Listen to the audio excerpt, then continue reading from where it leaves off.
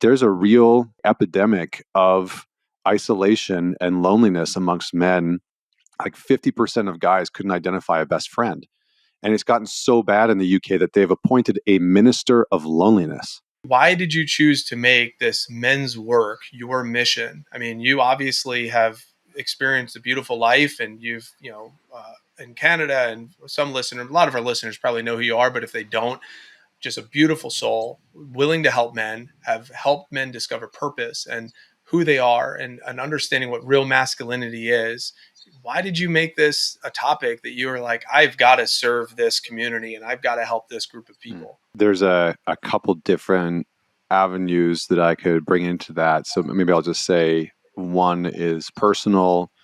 The other one is within my sort of friend circle. And then the other one is really social. I think in our modern conversation, there's a lot of dialogue within modern society about this notion of men in decline, young men in decline.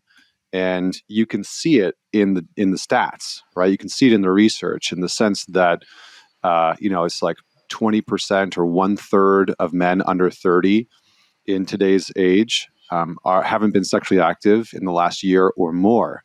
And that's up 3 times from 2010.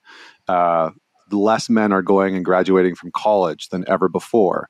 And it's such that in, 3 to 5 years, for every 2 women that are in college, there'll be 1 man. So we can see men are sort of stepping out of the public square. They're stepping out of dating. They're stepping out of, pursuing women and relationships. They're stepping out of colleges and institutions. The rise of men being incarcerated is exponentially higher than ever before. Men committing suicide is higher than ever before. Men struggling with depression is higher than ever before. So I think there's a lot of social pieces and components about why I think this work is relevant and important. Not to mention the fact that like 1 in 4 kids in America are going to grow up without a father figure present in their household. And so we lack a kind of masculine or male energy within our culture and our society. We also just don't have it as we grow up. If you didn't grow up with a dad in your household and you go into the education system, it's like 32% of the teachers in the education system in the United States are male. And then, you look out of the therapeutic industry, 29% of the psychologists that are out there are male. So there's just this big deficit when it comes to male and masculine role models and energy. And so that's kind of the social one, which we could talk about. But personally, I'll try and condense this down. I think, if you had met me about 12 years ago, you would have met somebody who had on the outside what it looked like having it all together. I had this cool career. I was a musician, I was traveling the world. I had this wonderful girlfriend I was dating at the time. And I had the motorcycle and the Mustang. I kind of had built the things that I thought were necessary for being a great man within our society. But behind the scenes, I was just a disaster. I was just a fucking wreck. I was 28 years old. I was lost. And I was abusing alcohol and substances and pornography. And, I was cheating in my relationships. And I was really struggling, but no one really knew. And so eventually what happened was everything fell apart. My girlfriend found out that I had been unfaithful and left. I was debating leaving my career. And so everything that I had kind of built up all of a sudden got stripped away.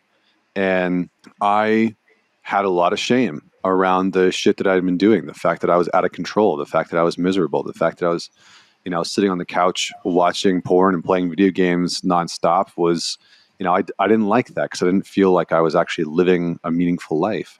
And so rather than tell people in my life, and I write about this in my book, rather than tell people what was going on, I moved into the back of my car. I thought that was on some level a good idea. And on another level, I thought that that's what I deserved, and so I moved all my stuff into storage and I didn't tell people what was going on. And I lived out of the back of my car and in parking lots and shit for a couple of weeks. And then finally realized that wasn't workable, that I needed to admit the shit that I was dealing with, that running from it for so long was really having a net negative impact in my life. Not admitting that I was struggling, not admitting that I was, having some problems in my relationship or in my finances or whatever it was, that was really harming me.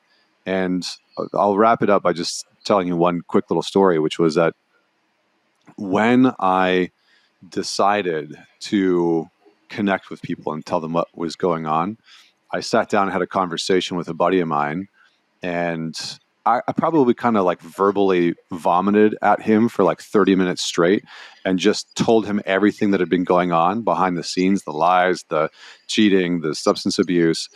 And he sat and listened to the whole thing. And to his credit, at the very end of it, he said, thank you. He said, thanks for telling me, and I appreciate it. And then he got pretty emotional. And he said, I just want to share with you something that I've been dealing with as well. And I said, okay. And of course, I braced for the worst. I kind of thought like, oh, have you been sleeping with my ex-girlfriend? Like, have you been screwing around with somebody in my life? And, kind of thinking that maybe he had been doing something similar to what I had been doing. But he continued to tell me that he had been struggling with some pretty severe depression and that he had tried to take his own life about a month and a half before. And it hit me in that moment that I knew everything about this dude. I knew what he liked to eat. I knew the scotch that he liked to drink. I knew the places that he wanted to visit. Like the music that he wanted to listen to. Like I just knew so much about this guy. But I didn't know that he was really struggling.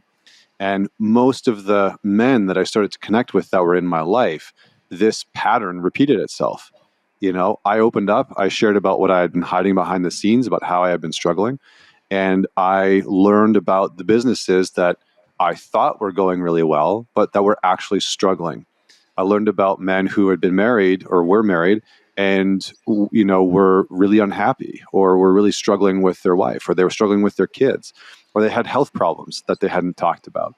And so I started to realize that I had these very surface level relationships with most of the men in my life. And that a huge part of what I had been lacking was depth, depth and substance within the relationships with other men in my life. And so that's a part of why I think that this work is so important, is that there's a real, dare I say, epidemic of isolation and loneliness amongst men pretty much everywhere. It's not just a North American thing. It's like in the UK, they did a study back in 2019 where 50% of guys couldn't identify a best friend. And it's gotten so bad in the UK that they've appointed a minister of loneliness, right? They have a fucking minister of loneliness to try and figure out how do we actually deal with this problem, because so many people are isolated.